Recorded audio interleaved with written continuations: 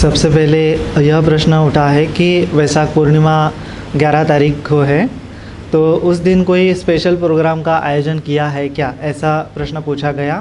तो हाँ, आयोजन किया गया है। 11 तारीख को यहाँ पे पाथिमुख्य भी होगा दोपहर में। दोपहर के अपने लेक्चर के बाद यहाँ पे पाथिमुख्य का प्रोग्राम होगा। उसके बाद इवनिंग में शाम को भी एक स्पेशल प्रोग्राम होगा। बुद्ध पूर्णिमा को अच्छे से हम सेलिब्रेट कराएंगे, इस प्रकार से एक प्रोग्राम होगा। तो ऐसा होता है कि जब अलग अलग प्रकार के संघ होते हैं तो ऐसा माना जाता है कि वहाँ पे पातिमोक्ष नहीं होता है। हर एक संघ का अपना अपना अलग अलग तरीके से पातिमोक्ष करने का, आपत्ति याचना करने का प्रकार होता है। लेकिन यहाँ पे हम जैसे देखते हैं अलग अलग कंट्री से भिक्षु आए हैं, तो भंते जी हमें समझाते हैं कि हमारा जो अभी हम एक साथ प्रैक्टिस कर रहे हैं और हम एक ही भगवान बुद्ध पर श्रद्धा रखते हैं। अभी मेडिटेशन की बात करेंगे तो जो लुम्पो विरेंग जी है उनकी टीचिंग है, उन पर हम सब लोग श्रद्धा रखते हैं।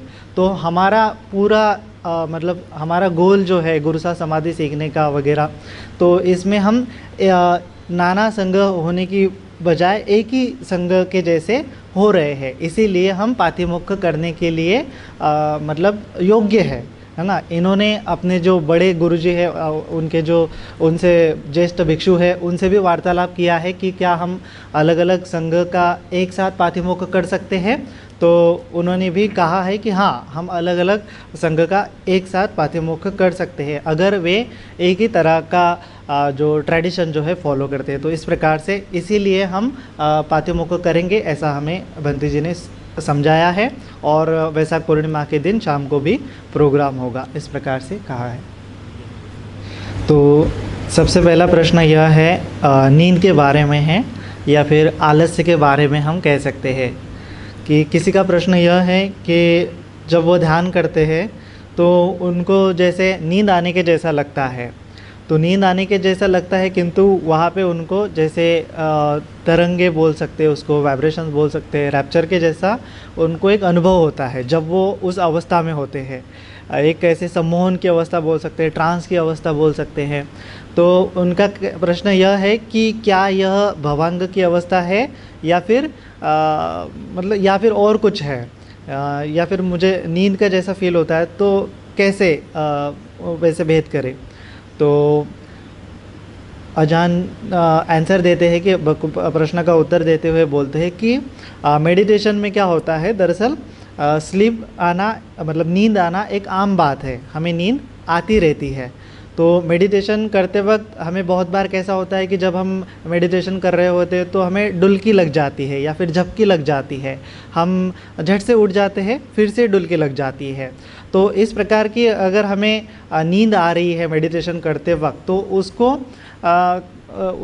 उसके बारे में किसी ने प्रश्न किया है कि यह गलत प्रकार से ध्यान करने से हो रहा है ना, कि ध्यान की टेक्निक जो है गलत है, इसीलिए हमें नींद आ रही है, ऐसा प्रश्न उठाते हैं लोग। लेकिन अजान फिर से क्लियर करते हैं कि अभी तक जो हम ध्यान साधना सीख रहे हैं उसमें नींद के बारे में अभी तक कुछ बताया नहीं है कि नींद आने पर क्या करना चाहिए, है ना। तो गड़बड़ यहाँ होती है कि जब हम समझते हैं कि अरूपावचर ध्यान नहीं करना है, उसमें हमारी मानसिक शक्ति कम हो जाती है ना।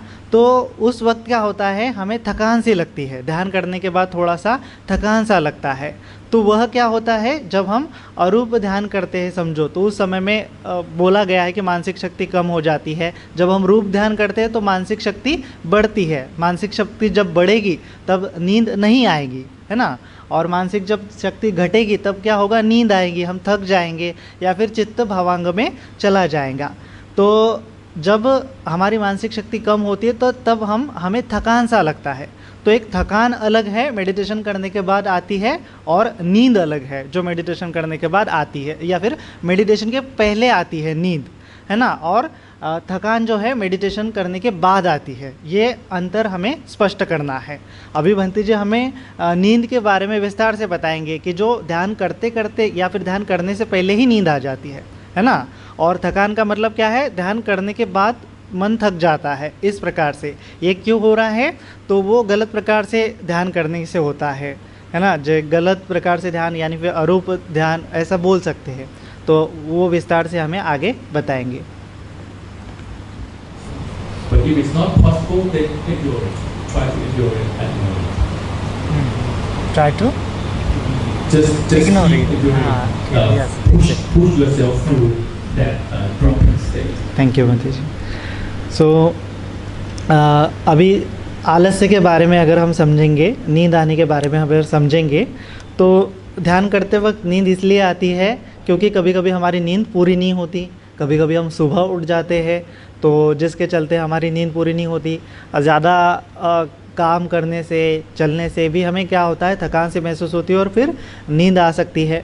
तो अलग अलग कारणों की वजह से क्या होता है, नींद आ सकती है। तो इसको बोला है, ये ध्यान में नींद आना आम बात है, इसको निवारण बोला है पाली भाषा में, इसको थिनमिद्य निवारण बोला जाता है। थिनमिद्य मतलब कि आलस्य, मानसिक आलस्य, शारीरिक आलस्य, दोनों प्रकार के आलस्य आ सकते हैं। तो इस नींद से जब हम ध्यान कर रहे हैं, बार बार डुलकी आ रही है, झपकी आ रही है, तो उस समय में एक उदाहरण देते हैं, भगवान बुद्ध जी के समय में मोगलायन भंते जी थे, उनको भी बार बार नींद आती थी। तो उनको भगवान बुद्ध जी ने सुझाव दिया था, 8 प्रकार बताए थे, 8 प्रकार के सुझाव दिए थे, जिसके चलते वो नींद से छुटकारा पा सकते हैं। तो वह 8 प्रकार शॉर्ट में बताया है, तो संक्षिप्त में बताया है। मैं बताता हूँ कि पहला प्रकार है, अगर आपको नींद आती है तो किसी दूसरी चीज़ के बारे में सोचें, है ना, ध्यान जो हमारा आलम्बन है वो छोड़ के हम किसी दूसरी चीज़ के बारे में विचार कर सकते हैं।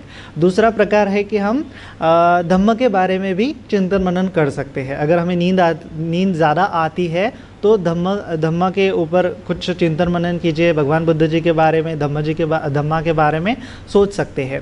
फिर तीसरा प्रकार है, नींद फिर भी नींद आती है तो हम आलोक संज्ञा के ऊपर ध्यान कर सकते हैं। आलोक संज्ञा का मतलब क्या होता है कि आंखें बंद करने के बाद आपके आँखों के सामने माने एक प्रकाश दिखता है, तो उस प्रकाश को देखते हुए हम नींद को हटा सकते हैं मन से, ऐसा भी हम कर सकते हैं। उसके बाद चौथा प्रकार है कि फिर भी नींद लग रही है तो आप अपने जो आँखों को जैसे जोर से मिचका सकते हैं, खोल सकते हैं, जोर से खुला कर सकते हैं। तो ऐसा करने से क्या होता है, आँखों में से नींद जो है चली जाती है।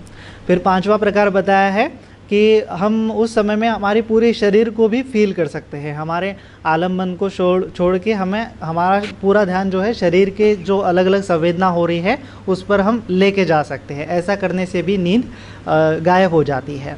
छठा प्रकार है कि हम फिर भी नींद आ रही है तो क्या कर सकते हैं कि बैठे हुए हैं तो हम हमारे कान को खींच सकते हैं। हमारे कानों को खींचने से भी क्या होता है, नींद की तंद्रा जो है गायब हो जाती है। उसके बाद सातवां प्रकार बताया है कि फिर भी नींद आ रही है कानों को खींचने के बाद तो उठिए और चंक्रमण साधना कीजिए या फिर थोड़ा चलिए, टहलिए इधर उधर, जिसके चलते नींद को हम भगा सकें। और फिर भी नींद आ रही है तो आठवां प्रकार है कि हमारे मुंह पे पानी मारिए या फिर हम नहा भी सकते हैं, शॉवर भी ले सकते हैं। अगर इतना करने के बाद भी अगर आपको नींद आ रही है तो भगवान जी कहते हैं कि फिर उस समय में जाइए और सो जाइए। इस प्रकार से नींद को हम टैकल कर सकते हैं। फिर दूसरी चीज़ आती है, इसमें बताया है भवांग के बारे में, है ना। अभी तो ये नींद के बारे में अलग है और भवांग के बारे में अलग है, हालांकि दोनों अवस्था लगभग सेम ही है ना।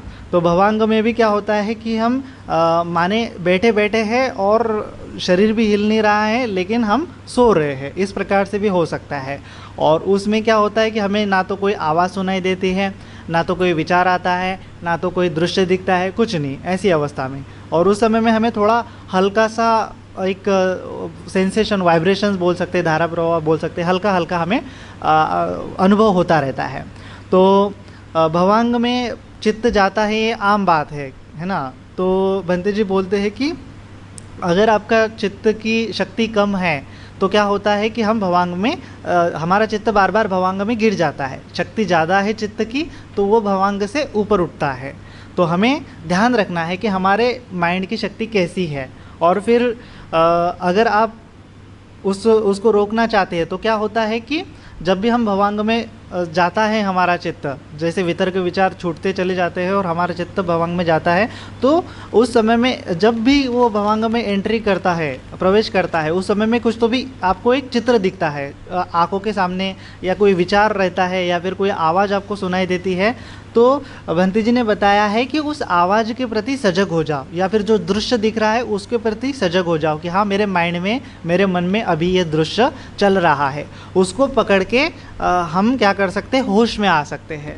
कोई आवाज़ सुन के होश में आ सकते हैं, है ना। ये भवांग से होश में या फिर भवांगे में न गिरने के लिए प्रयास कर सकते हैं, है ना। और वहाँ पे हम उस इमोशन को ब्रेक कर सकते हैं। जो इमोशन, जो हमारी भावना आई, जो हमें भवांग में ले जा रही है, उसको हम क्या कर सकते हैं, ब्रेक कर सकते हैं, खंडित कर सकते हैं। तो खंडित करने के लिए हमारा होश होना अनिवार्य है, चित्त में होश होना अनिवार्य है। दूसरी इम्पोर्टेंट बात है कि चित्त की शक्ति भी होना अनिवार्य है ना। ऐसा करने से आप भवांग में, चित्त को भवांग में जाने से रोक सकते हैं, माने कि नींद या ट्रांस में जाने से रोक सकते हैं।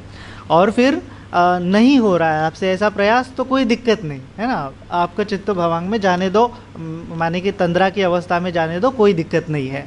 बंते जी सुझाव देते कि क्या मतलब बताते हैं कि बहुत बार क्या होता है कि जब हम साथ में मेडिटेशन करते हैं, है ना, ग्रुप में मेडिटेशन करते हैं, तो एक दूसरे के मेडिटेशन को हम इन्फ्लुएंस करते हैं, है ना। बहुत सारे लोगों को, जो पुराने मेडिटेशन करने वाले लोग हैं, उनको भी बहुत बार तंद्रा की अवस्था आती है। तो ऐसा क्यों हो रहा है? क्योंकि बहुत सारे लोग हैं जो थक जाते हैं, सो जाते हैं। तो एक दूसरे के जो वाइब्रेशन है, एक दूसरे के जो चित्त के तरंगे हैं, वो इन्फ्लुएंस करती है, क्योंकि उसको बोला गया अन्य मन्य बच्चे, मतलब एक दूसरे को वो आधार देती है। तो भंती जी भी अपना अनुभव बताते हैं कि जब वो यहाँ पे हॉल में ध्यान करने के लिए आते हैं, तब उनको थोड़ी सी तंद्रा महसूस होती है, क्योंकि सभी लोग, मतलब लगभग ज़्यादा लोग तंद्रा में ही रहते हैं, है ना। तो इसीलिए एक दूसरे के, हमारे ग्रुप के कारण हमें तंद्रा महसूस हो सकती है। तो कोई दिक्कत नहीं, होता है, शुरुआत में है, अभी ज़्यादा समय नहीं हुआ है। तो धीरे धीरे हम इससे उभरने की कोशिश कीजिए। ज़्यादा चित्त में होश जो है बनाए रखने की कोशिश कीजिए। अगर नहीं हो पा रहा है तो कोई दिक्कत नहीं, ये आम बात है, ज़्यादा उसके बारे में सोचने की बात नहीं है। इस प्रकार से तो इसी प्रश्न का आगे थोड़ा बढ़ता है कि जो साधक है उनकी बहुत बार गर्दन जो है नीचे गिर जाती है ध्यान करते समय, और कभी कभी ऐसा होता है कि उनका शरीर उनको महसूस ही नहीं होता है ना। और शरीर महसूस नहीं होता, मानो कि शरीर पूरा गायब हो गया, इस प्रकार से उनको अनुभव आता है। तो भंते जी उत्तर देते हैं कि ध्यान में ऐसे अलग अलग प्रकार के अनुभव हमें आते रहते हैं ना। तो कई बार इस प्रकार के अनुभव को हम प्रीति बोल सकते हैं। पाली भाषा में प्रीति कहा गया है, और इंग्लिश में उसको रैप्चर बोल सकते हैं, वाइब्रेशंस बोल सकते हैं। तो होता है कि ये जो प्रीति होती है, ये जो अनुभव होता है हमें, ये अलग अलग प्रकार का अनुभव हो सकता है। कभी कभी हमें ऐसा लगता है कि पूरा हमारा शरीर पूरा ऐसा बढ़ रहा है, बड़ा बड़ा हो रहा है। कभी कभी ऐसा लगेगा कि हमारे शरीर पे पूरे जो स्किन है वो कंपित हो रही है, हमारा शरीर का जो त्वचा है कंपित हो रही है, शरीर पे रोंगटे खड़े होने के जैसे हमें क्या हो सकता है, अनुभव हो सकता है। लेकिन यह अनुभव सुखद होता है ना। यह अनुभव की विशेषता होती है कि ये थोड़ा सुखदायक होता है, पूरा शरीर कंपित होता है। मानो कई बार उसको हम धारा प्रवाह भी बोल सकते हैं। धारा प्रवाह जो होता है वो प्रीति का ही पार्ट होता है। तो ये अलग अलग प्रकार की प्रीति होती है ना। ये अलग अलग प्रकार की प्रीति क्यों होती है? क्योंकि हम अलग अलग प्रकार से ध्यान के आलम्बन को ग्रहण करते हैं, या फिर अलग अलग प्रकार के ध्यान के आलम्बन होने के कारण अलग अलग प्रकार की प्रीति होती है ना। तो ये प्रीति ध्यान का एक पार्ट है ना। प्रीति एक ध्यान का पार्ट है, ये प्रथम ध्यान का अंग है। प्रथम ध्यान में 5 ध्यानांग उत्पन्न होते हैं: वितर्क, विचार, प्रीति, सुख, एकाग्रता। तो इसका मतलब क्या है? यह चिन्ह है कि हमें ध्यान उत्पन्न हो रहा है, हमारे मन की शक्ति जो है बढ़ रही है। तो जब भी हमें ऐसा प्रीतिदायक अनुभव होता है तो समझना है कि मन की शक्ति जो है बढ़ रही है ना। तो उस समय में उसमें क्या होना है, हमें आसक्त नहीं होना है। ये सबसे हमें क्या करना है, खबरदारी लेनी है कि उसमें हमें आसक्त नहीं होना है। तो बहुत बार क्या होता है कि जब हमें दुखद संवेदना आती है तो हम उसको छोड़ने के ईज़ी छोड़ सकते हैं, जल्दी छोड़ सकते हैं, लेकिन सुखद संवेदना आती है, सुखद अनुभूति आती है तो हम उसको छोड़ नहीं पाते।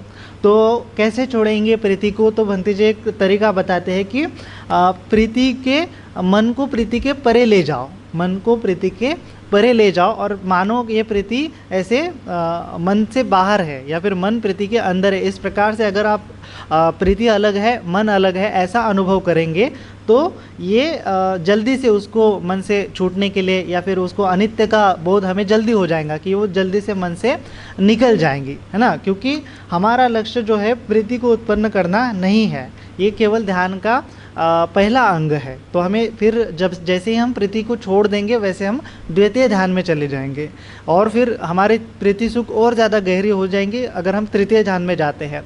अगर उसको भी हम छोड़ेंगे तब जाके हमें चतुर्थ ध्यान आएगा। तो हमारा जो लक्ष्य है चतुर्थ ध्यान है, क्योंकि चतुर्थ ध्यान में जो शांति का है, एकाग्रता होती है, उपेक्षा होती है और प्रीति सबकी क्या हो सकती है, अलग अलग हो सकती है, लेकिन प्रीति जाने के बाद जो शांति आती है वो सभी की एक समान होती है। इसीलिए हमारा लक्ष्य क्या है कि जो शांति होती है उस शांति की अवस्था में, चित्त की शांति की अवस्था में हमें जाना है। तो ये चतुर्थ ध्यान की अवस्था है, उस तक पहुंचने के लिए हमें ये प्रीति को भी त्यागना पड़ेगा, उसको लेट इट गो करना पड़ेगा।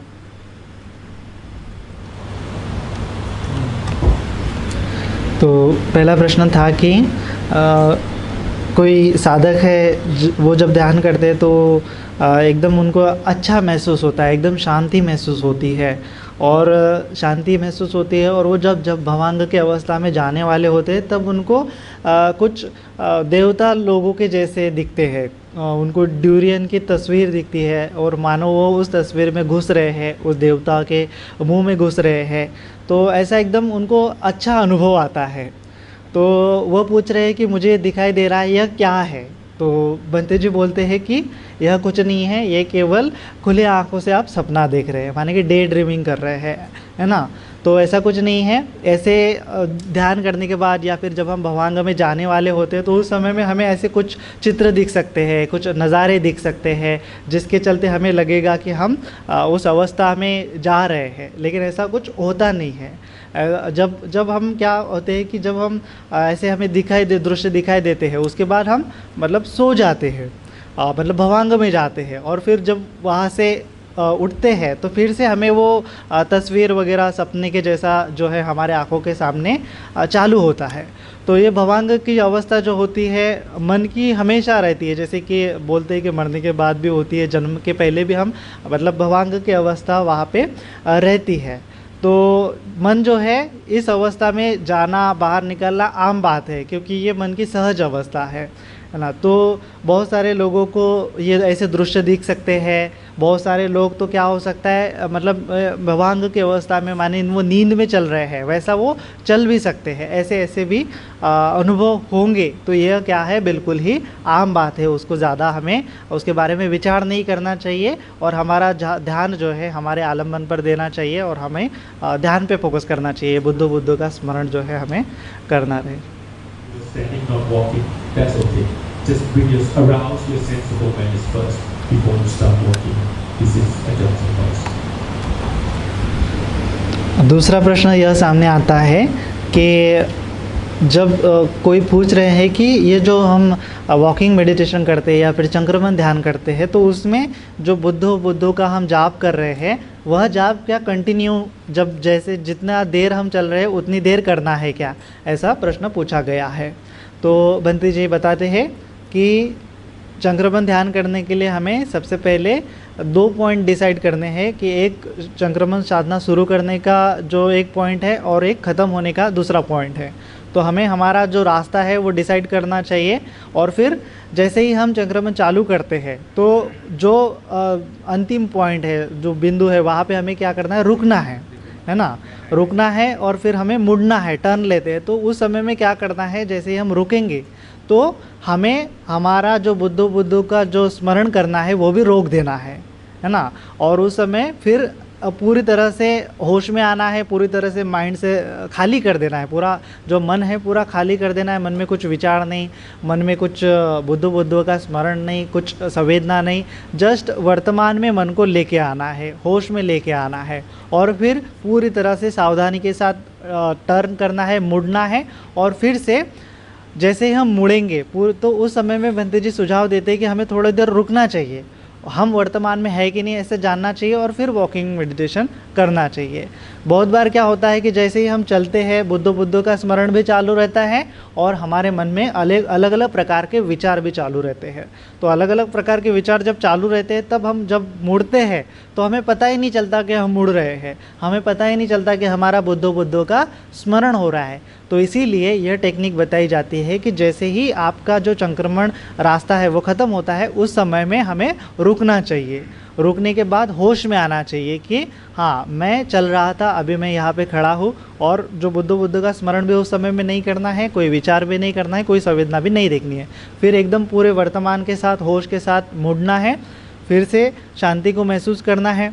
अगर आपका चित्त फिर से किसी विचार में फंसा है, विचार के जगत से वर्तमान में नहीं आ रहा है, तो थोड़ा रुके, है ना। रुकने में कोई हर्ज नहीं है, चाहे आप जितना देर रुकना चाहते हैं उतना देर रुके, थोड़ा पॉज ले, थोड़ा संयम के साथ थोड़ा शांति को महसूस करें, अपने इर्द गिर्द के वातावरण को महसूस करें और खुद को होश में लेके आए। जितना समय आप ले सकते हैं उतना ले। यह मत सोचे कि बाकी के लोग संक्रमण कर रहे हैं और मैं खड़ा हूँ, ऐसा सोचना नहीं चाहिए। और जैसे ही आप फिर से होश में आ जाते हैं और उस समय में फिर से बुद्धों का स्मरण चालू कर देना है। और फिर बाएं पैर से आपको जो है साधना जो है राइट जो पैर डाल के आपको साधना शुरू करनी है। फिर से बुद्धो चांट करना है जब तक आपका एंडिंग पॉइंट नहीं आता। फिर से मुड़ते समय होश में मुड़ना है और फिर बुद्धो का चैंटिंग करना है। इस प्रकार से हमें ख्याल रखना है। And keep meditating on this more gross level of practice in the walking meditation. And then after 30 minutes, then you drop and then you go to do sitting meditation. And in the sitting meditation, that's the time where you can drop Buddha and go into more refined state of samadhi. अगला प्रश्न, walking meditation करते हुए उनको महसूस हो रहा था कि उनके मन में कोई विचार नहीं है। उनको महसूस हो रहा था कि उनका चित्त एकदम पूरी तरह से सजग है और उनके विचार नहीं होने के कारण उनको अच्छा लग रहा था, है ना। जैसे कि वो ध्यान की अवस्था में गए हुए हैं, प्रीतिदायक संवेदना उनको महसूस हो रही थी। तो उनका प्रश्न यह है कि क्या मैं चलते हुए संक्रमण ध्यान करते हुए बुद्धों का स्मरण करना बंद करूं? तो भंते जी उत्तर देते हैं कि हमें बुद्धों का स्मरण जो है बंद नहीं करना है ना। तो उसका कारण वो बताते हैं कि क्या होता है कि जब हम वॉकिंग मेडिटेशन करेंगे तो उस समय में हमारा जो ध्यान है गहरा नहीं होना चाहिए, है ना। एकदम छिछला ध्यान होना चाहिए, साधारण ध्यान होना चाहिए, है ना। इसीलिए क्या है कि हम जब वॉकिंग मेडिटेशन करेंगे तो उस समय में हमें कभी भी गहरा वाला ध्यान नहीं करना है। उस समय में हमें होशपूर्वक, है ना, होशपूर्वक मतलब स्मृति का ही अभ्यास करना है ना। तो स्मृति का अभ्यास करने के लिए यह संक्रमण साधना बताई है। और जब हम सिटिंग मेडिटेशन करेंगे उस समय में हमें गहन साधना जो है हम कर सकते हैं। तो इसीलिए जब हम ध्यान करते हैं तो ध्यान में भंते जी बताते हैं कि विनय और सती का पालन करना बहुत अनिवार्य है ना। विनय का मतलब क्या होता है कि अनुशासन के साथ अगर हम काम करेंगे तो उसका अच्छा अनुभव आएगा, है ना। कभी कभी क्या होता है कि हमें जब अच्छा ध्यान लगने लगता है तो हम ज़्यादा से ज़्यादा, जब चलते हुए ध्यान लगेगा तो ज़्यादा से ज़्यादा चलने की कोशिश करेंगे, है ना। हमें तो 30 मिनट का ही समय है लेकिन हमारा मन करेगा कि हम ज़्यादा 1 घंटे तक साधना करें। वॉकिंग बैठते हुए भी अगर हम मेडिटेशन करेंगे, अगर अच्छा ध्यान लग रहा है तो हमारा मन करेगा कि हम 30 मिनट से ज़्यादा बैठे, है ना। लेकिन जब ध्यान लगेगा तो ठीक बात है, लेकिन भंते जी बताते हैं कि जब आपका ध्यान नहीं लगेगा उस समय में 30 मिनट का समय आपको बेचैन करेगा, आपको लगेगा कि उठ जाओ, है ना, 30 मिनट के पहले ही उठ जाओ, संक्रमण साधना छोड़ जाओ। तो इसीलिए आपका चित्त जो है आपको भटका सकता है। तो इसीलिए अनुशासन का, विनय का पालन करना अनिवार्य है। जो टाइम टेबल बताया गया है उस टाइम टेबल से ही ध्यान करें, है ना। तो वॉकिंग मेडिटेशन करने के समय अगर आपका अच्छा ध्यान लग रहा है तो गहरे ध्यान में न उतरे। बंते जी सजेस्ट करते हैं कि बुद्धो बुद्धो जब हम स्मरण करेंगे तो इसका मतलब हमारा होश भी अभी भी बना हुआ है ना। तो उस समय में संक्रमण साधना करते हुए हमें एकदम छिछली समाधि के साथ बुद्धो बुद्धो स्मरण करना है। और जैसा बताया है टेक्निक, कभी कभी ध्यान को छोड़ना भी है। जब हम रुक जाते हैं उस समय में ध्यान को छोड़ना है, वर्तमान में आना है, और फिर से जब मुड़ते हैं तो फिर से बुद्धो बुद्धो का स्मरण करते हुए वॉकिंग मेडिटेशन करना है। तो ये प्रोसेस जारी रखना है। और जब आपको गहरा ध्यान करना है तो सिटिंग मेडिटेशन का टाइम दिया गया है, उस समय में आप बैठेंगे, उस समय में आपको बुद्धो बुद्धो मतलब आपका ध्यान लग रहा है, मन स्थिर हो रहा है, तो बुद्धो बुद्धो का स्मरण करना अनिवार्य बात नहीं है।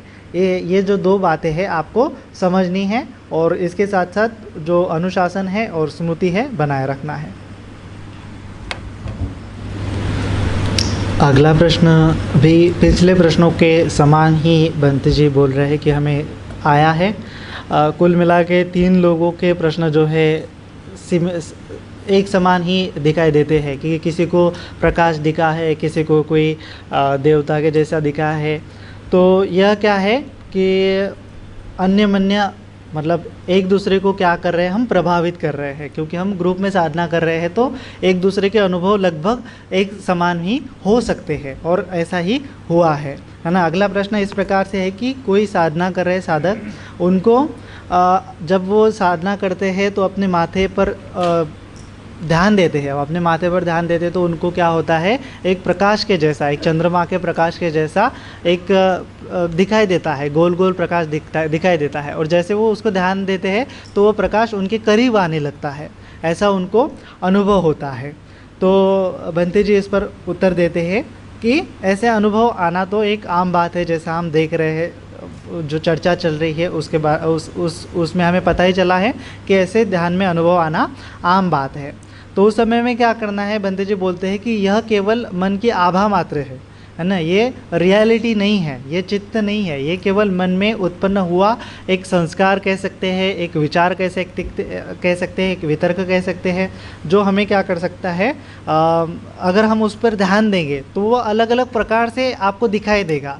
उसका आकार बढ़ेगा, कभी आकार घटेगा, कभी उसका कलर भी बदल सकता है ना। क्योंकि क्या होता है कि मन उसको जैसा चाहे वैसे मुड़ा सकता है, क्योंकि वो मन की ही आभा है, मन की ही छाया है। तो बंते जी हमें बताते हैं, सुझाव देते हैं कि उसमें हमें फंसना नहीं है, उसमें हमें उलझना नहीं है। हमारा ध्यान का जो आलम्बन है उस पर हमें फिर से मन को ले आना है, उसको देखना है कि ये भी छूटने वाली चीज़ है, ये भी अनित्य होने वाली चीज़ है, गायब होने वाली चीज़ है। तो उसमें ज़्यादा फोकस नहीं करना है, फिर से हमारे ध्यान को हमारे लोकेशन पॉइंट पे ले आना है। या फिर हम बुद्धो बुद्धो का स्मरण भी कर सकते हैं। जैसे ही हम बुद्धो बुद्धो का स्मरण करना चालू करेंगे वैसे ही क्या हो जाएगा, वो जो प्रकाश वगैरह आपको दिख रहा है वो गायब हो जाएगा, है ना। तो ऐसा हम करते रहना है। अगर फिर भी बुद्धो बुद्धो का स्मरण भी आपका चल रहा है और प्रकाश भी आपको दिखाई दे रहा है, तो उस समय में हमें क्या करना है कि जो आपको प्रश्न दिया गया था वह प्रश्न पूछना है ना। आपको प्रश्न दिया गया था कि जानने वाला कौन है, यह प्रश्न अंदर पूछना है कि जो प्रकाश दिख रहा है उसको देखने वाला कौन है, उसको जानने वाला कौन है।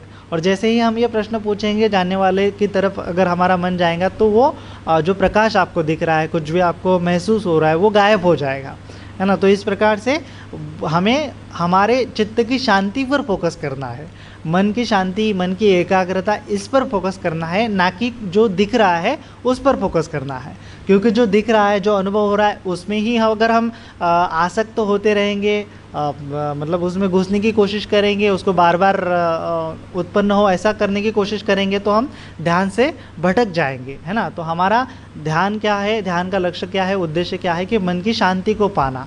ये सभी संस्कार जब शांत हो जाएंगे तो मन की शांति हमें महसूस होंगी। तो मन की शांति अवेलेबल है जब जैसे ही हम जानने वाला कौन है ऐसा प्रश्न करेंगे तो वहाँ पे हमें शांति का अनुभव होगा, फिर से हम शांति को जान पाएंगे। तो हमें देखना है, जे तटस्थ भाव से, समता के भाव से देखना है कि जो कुछ भी मुझे दिखाई दे रहा है, जो कुछ भी मुझे अनुभव हो रहा है वो अनित्य है। जस्ट उसको अनित्य है ऐसा देखना है, नष्ट होने तक देखना है और फिर वो निकल जाएगा। उसके बाद आपको पीस, ध्यान जो है उत्पन्न हो जाएगा, शांति जो है आपको उत्पन्न हो जाएंगे। तो इस प्रकार से आपको अनुभव आते रहेंगे, उस पर ज़्यादा ध्यान नहीं देना है, मन की शांति पर ही हमें पूरा का पूरा ध्यान देना है। और फिर से हमारे जो लोकेशन पॉइंट बताए गए हैं उन पर मन को ले आना है और फिर से बुद्ध का स्मरण करना है। इस प्रकार सेนิดหน่อยนะครับคำถามเร่งด่วนครับจากท่านประทีปจินตมาปฏิมครับเลขที่100ผมเจ็บขาระหว่างนั่งสมาธิผมควรจะทำอย่างไรครับขอบคุณครับคำถามเร่งด่วนมากเลยครับ His advice is come back to the sitting position where it's more painful. तो यह आखिरी प्रश्न लेंगे बंत जी, बाकी जो प्रश्न है वो कल के सेशन में लिए जाएंगे। तो आज का जो प्रश्न है वो इमरजेंसी मतलब अर्जेंसी के कारण, तीव्रता के कारण उनको बहुत ध्यान करते समय उनका पैर जो है फंस जाता है। मतलब जब हम पालती मार के बैठते हैं तो उस समय में जो पैर है ध्यान करने के बाद निकाल नहीं पाते, पैर में ज़्यादा दर्द होने लगता है। तो ऐसा होने पर क्या करें? तो बंते जी हमें पर्याय देते हैं, उपाय बताते हैं कि आप उसको सहन करें, है ना, धैर्य बनाए रखें और सहन करें कि कितनी देर तक ये जो पोजीशन है वह रहती है, कितनी देर तक पैर में जो पीड़ा है वह रहती है ना। ध्यान करते वक्त पैर में पीड़ा होना, ये जो है बैठते वक्त ध्यान में पैर में पीड़ा होना आम बात है। इसको हमें सबसे पहली बात है कि बर्दाश्त कर लेना चाहिए, है ना। बर्दाश्त करने के बाद अगर आप बर्दाश्त नहीं कर पा रहे तो आपको क्या करना चाहिए? पैर बदलना चाहिए। मतलब कि आप पहले क्या करते हैं कि दाएं पैर के ऊपर बायां पैर रखते हुए मेडिटेशन कर रहे हैं, तो अभी आप पैर चेंज कर सकते हैं, बायां पैर के ऊपर आप दाहिना पैर रखते हुए भी ध्यान कर सकते हैं, है ना। ऐसा करने के बाद भी फिर अगर आपकी पीड़ा आपको दिखाई देती है, ज़्यादा पीड़ा हो रही है, तो आप तीसरी चीज़ कर सकते हैं, वह आप कुर्सी पर बैठ के ध्यान कर सकते हैं। ये 3 चीज़ें आप कर सकते हैं। मगर जो हम ध्यान कर रहे हैं उसमें क्या हो रहा है कि हमें, जैसा भगवान बुद्ध जी ने कहा था कि हमारा शरीर जो है या फिर हमारा जो नाम रूप क्या है, ये दुख यहाँ पे उत्पन्न होता है। तो ये दुख को हमें देखना है, दुख आर्य सत्य को शरीर में देखना है। यह समय आ गया है कि हमें दुख आर्य सत्य के ऊपर अभ्यास कर लेना चाहिए और वो भी देखना चाहिए कि ये क्या है, अनित्य है। तो इस प्रकार से भी हम उस दुख को देखते देखते अनित्य का भाव भी कर सकते हैं।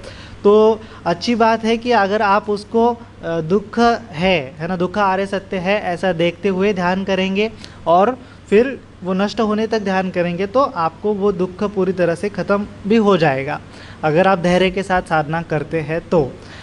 यह कौन कर सकता है कि जिसकी मन की शक्ति ज़्यादा होती है, मतलब ध्यान जिसका ज़्यादा होता है, मन की शक्ति ज़्यादा होती है, तो वो लंबे समय तक उस दुख सत्य को देख सकता है। जिसकी मन की शक्ति कमज़ोर है, कम है, वह उसको सहन नहीं कर सकता, तो वह क्या कर सकता है? फिर से उठ सकता है या पैर बदल सकता है, दूसरी चीज़ कर सकता है, या फिर कुर्सी पर जाके ध्यान कर सकता है। इस प्रकार से भंती जी हमें 3 चीज़ें बताते हैं। तो